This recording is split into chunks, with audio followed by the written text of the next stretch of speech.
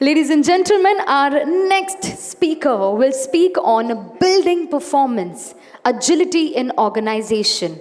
And for the same, I would like to introduce the speaker. For more than a decade, Mr. Kshitiz has helped business drive 10 times by designing effective talent management process. He assists organization in replacing command-based leadership models with purpose and trust-driven leadership models. He has worked with 500 plus organizations across the globe as a performance coach. Ladies and gentlemen, please welcome with a thunderous round of applause, Mr. Kshitiz Sachan, performance coach, performance management from Keka HR. Can we have a huge round of applause for Mr. Kshitiz Sachan? Hi, everyone. I see almost everybody is tired by now. So I'm also a bit under the weather, so my voice is a little low today. What I'll try to do is I'll try to summarize my session, which was supposed to be 30 minutes, into 10 minutes moving forward. So what are we going to cover in this session? I'll quickly start with that. So this session is majorly about giving the understanding about how performance agility works in an organization, how it helps an organization cater to the changes which are happening every now and then. When I talk about organization, it's the people, the processes, and the strategy as well. So all of that is required to be agile, and it needs to be taken care as a cyclic framework. So in this Power Talk, I'll try to help you understand this entire concept in next 10 minutes. So let's understand why is performance agility required in the first place. So if we talk about the why performance agility enables individuals, teams, and organizations to navigate uncertainty, seize opportunities, and consistently deliver high performance in dynamic and evolving environments, right? So that's one singular message. If you look at it, it just basically increases the adaptability of people to cater with the challenges which come every now and then.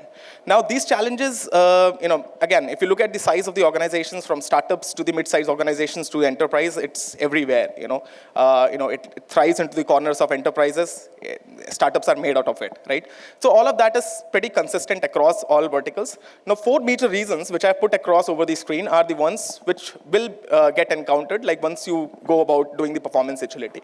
The first is that it works as a vaccine to the fuzzy thinking. So if you look into any organization, there is always a data-driven decision-making required, right? Where we study the data of how things are working out, we'll understand the metrics, and then we will eventually, based upon that, take a decision. The other way around, if we don't have data recorded, the decisions are basically taken out of the experience and the knowledge that people have or previously experienced.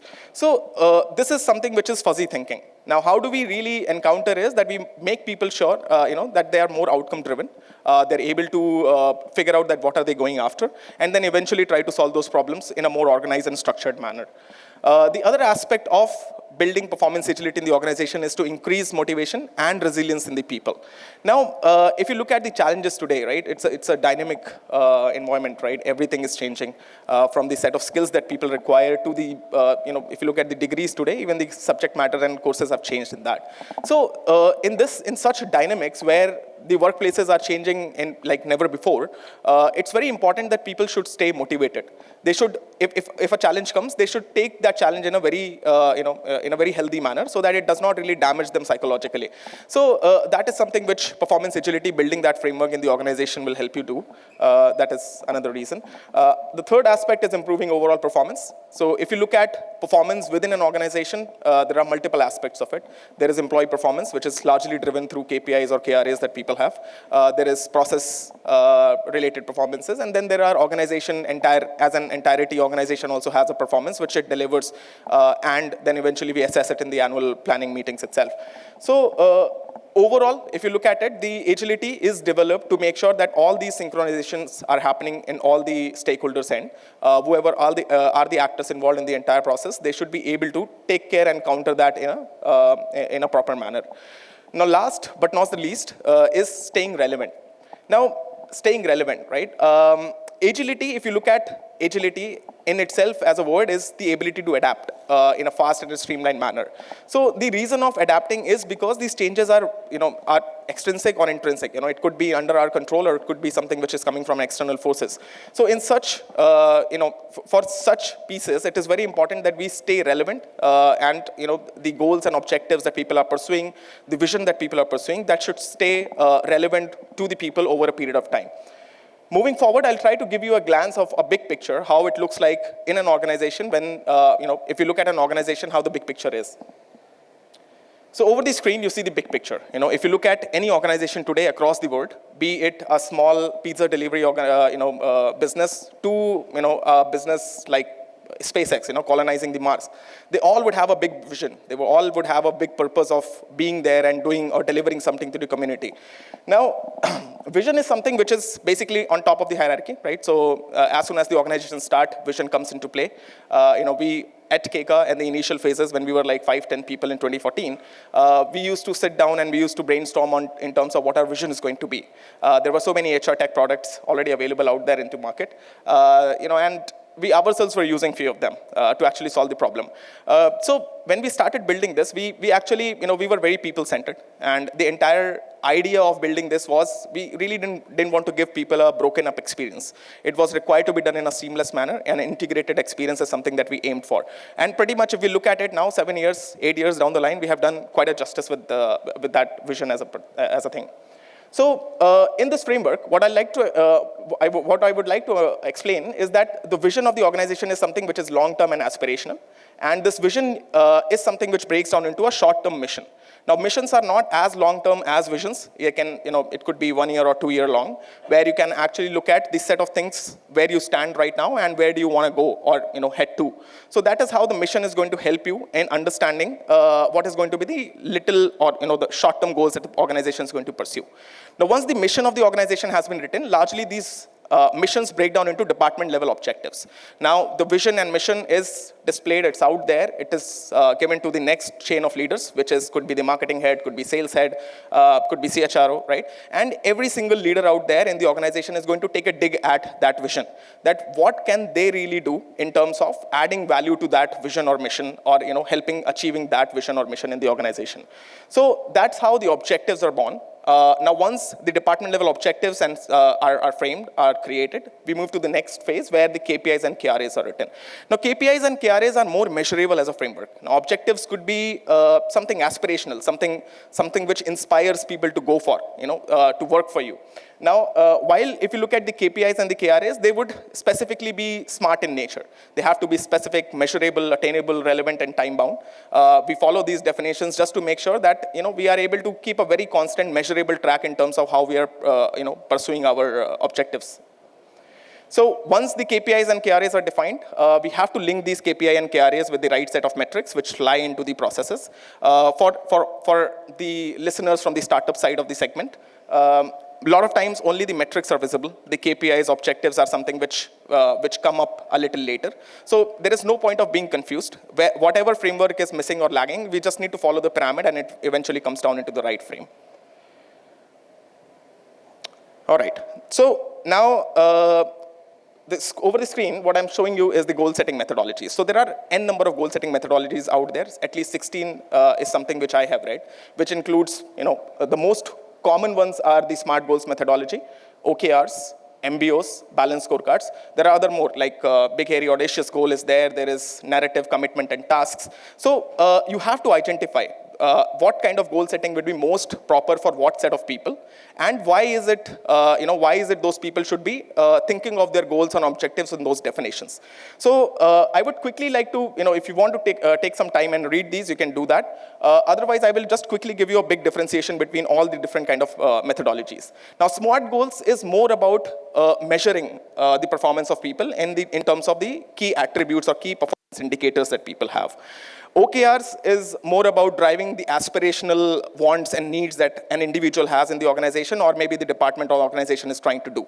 So it needs to be more aspirational in nature rather than the SMART goals.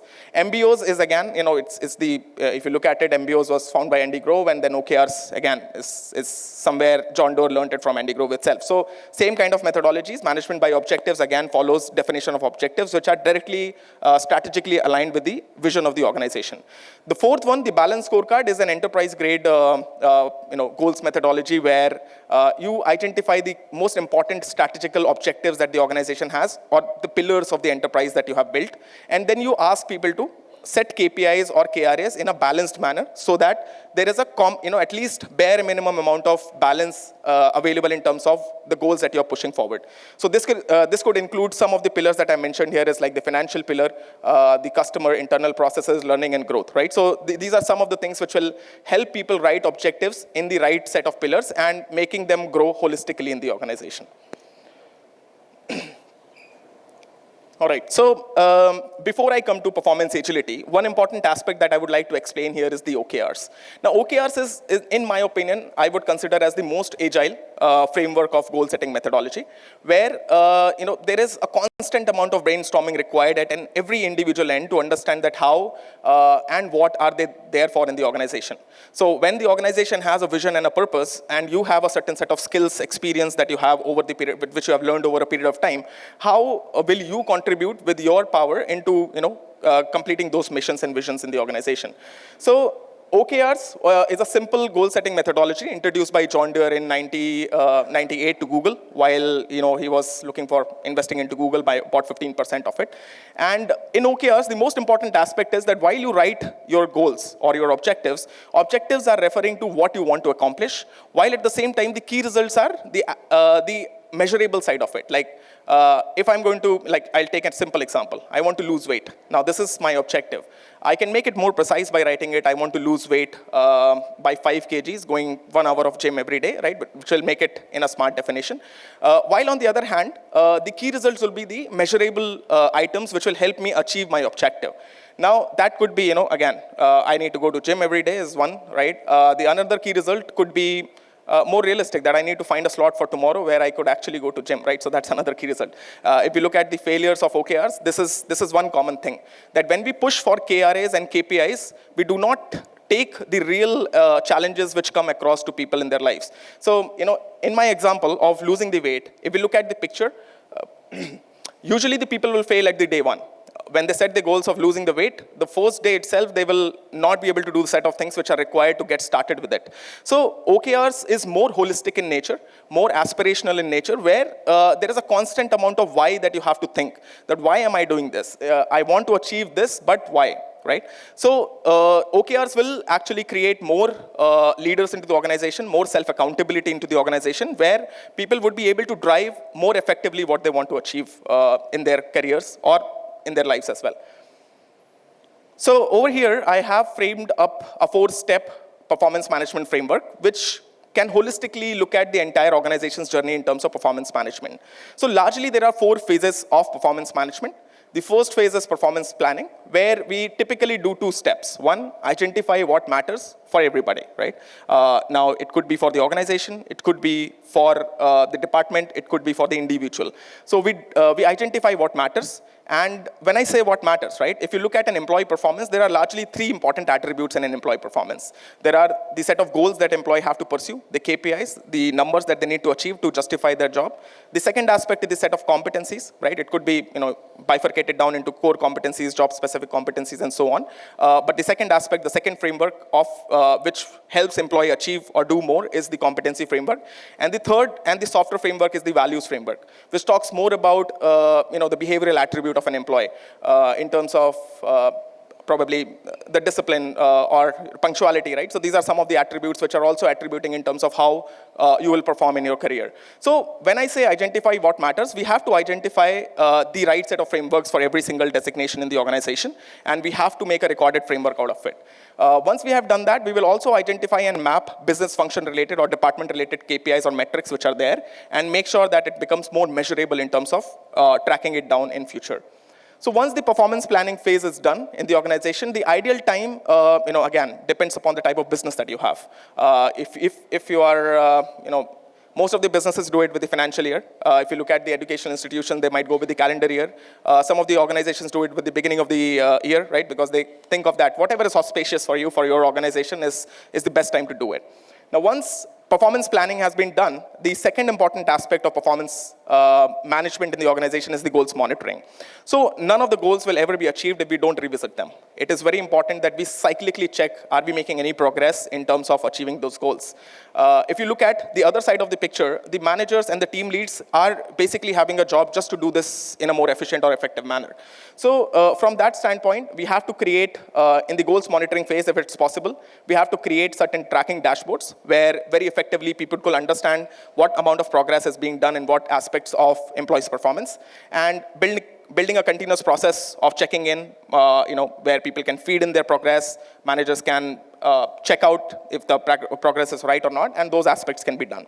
And the third important aspect in this phase is setting up tools. If you try to do this exercise over in Excel, it's, I think we all have been there 10 years back, and it's impossible to do. So a tech is something which is extremely useful here, because you will be able to align these objectives top to bottom as well in the way it is required to be done. Now, once goals monitoring has been done, performance reviewing is the third important aspect. In the reviewing phase, we have to review the objectives which are set by people, the KPIs which are set for people. What was expected versus delivered, right? What is the outcome that people have achieved through the objectives that they have written? So performance reviewing as a phase will help you in identifying all the important aspects related to an employee performance and help you develop them in a cyclic and an important manner. So if you look at some of the aspects which come out of the reviewing process, one is we can digitize the performance, which is more actionable in terms of calculating bonuses, CPVPs, or appraisal that you want to give to people. The other aspect is that you will also be able to identify the training needs that people have. While the managers are participating in a reviewing process, that's the best time to figure out that what training needs are required by which in which aspect of an employee performance, and then we can actually develop people in a more effective manner. At the same time, we can take this opportunity to define a career path. Now, as the vision and purpose of the organization is clear to us, pretty much it is also clear to us that where we want our people to go also. So that gives us an opportunity to define that career path, which will give people, a reason to stick to the organization, a more transparent path to pursue, and then eventually be more smart about, structuring their evolution in the organization. Now, fourth, and again, the most important aspect is rewarding and developing, right? So we have to make sure that there is some amount of dopamine left, like we make people do a lot of exercises, we make them work, we make them, constantly update progress. Any kind of punch-in technology, which is, from CRMs to ERPs, where people have to feed data, it's always a sad experience for them. So if you are making them do all of this, it is very important that you define an effective rewarding and developing program for them. So in this process, you will be able to calculate the incentives, bonuses, CPVPs for the people. You will be able to figure out the training needs that people have. And at the same time, if there are, in the 9 box, if there are some of the people who are non-performing, or from the bell curve standpoint, if there are people who are not performing, we can also define an effective performance improvement plan for them and make sure that their performance can be brought back into the track before we let them go. So in Wholesome, if the processes are going haywire, this simple framework can actually get the job done. There are so many, you can actually do a way more much with this framework, while the fundamental framework is implemented in the organization. So coming to the last aspect, building performance agility. Now, in terms of building that capability to adapt quickly. A lot of businesses require that today. A lot of businesses don't require that also, right? A lot of businesses run out of compliances where no changes or room of error is there. So for jobs where the agility is essential, these are 6 major important aspects that we have to keep in mind while doing it. One is that there should be a continuous goal setting. Over here, I would like to mention the process that Google used to follow, which I consider to be a very intelligent process to do. So in Google, while they do the goal setting for their employees, they set a long-term OKRs for themselves, and they also allow people to write their own set of OKRs, which they can revisit at their level. So there is one aspirational goal setting process, and there is one committed goal setting process where you commit that what you will achieve in a short span of period. So the continuous goal setting process will make sure that any challenges or things which come across, people are coming across, they are able to incorporate those changes into their goal sheets at the required period of time. Second aspect is tolerate failures, right? OKRs, again, are aspirational in nature, so there is a lot of failure involved. I think, we should always encourage people to write goals to a level where they can actually at least achieve it to 70% of what they are committing to. So tolerating failures, providing that psychological safety to people in terms of failing in their goals is something which is very important for us to create performers over a period of time, which are more loyal to the business and eventually deliver more value in a period of time. Moving beyond metrics, right? So just metrics is never a right framework. I am not sure there is any stats which contributes that how much of it contributes to the quitting or the Great Recession that has happened. But just metrics is horrible as a framework. Like any person who is just put across a numbers to deal with, usually they end up getting misaligned in terms of what they need to do with the organization. So we need to treat people with more empathy, where there should be a little scope of letting people bring on their own flavor of getting goals done. So that is something which needs to be done. Check-in progress is something which is very essential. So just to make it agile, it requires to be constantly revisited. Check-in is one simple mechanism to do that, where we can actually ask people to punch in, like the progress that they're making against the goal. If it is a qualitative goal, they can punch in that where they have reached, in terms of preparation of getting that done. If it is a quantitative one, then it's anyways very easy. Continuous feedback is important because, if you look at the agility part of the performance framework, feedback and constant communication is the key. It's the pivotal. So it's important that we don't, let the recency effect come into play.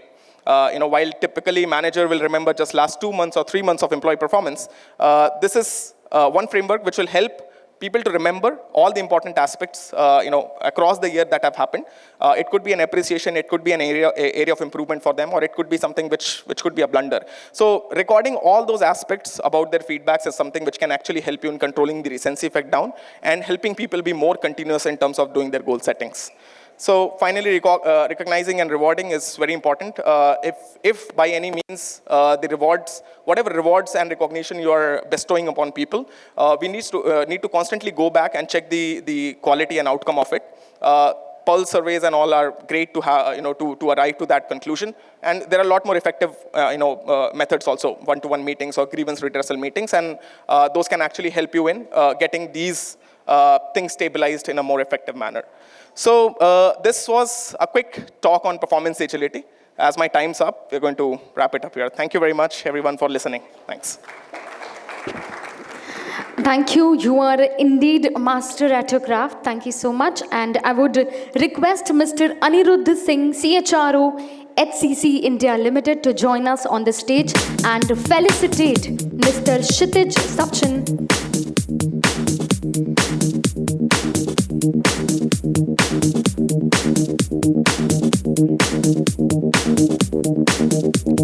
Thank you so much, Mr. Kshitiz Sachan, performance coach, performance management from Keka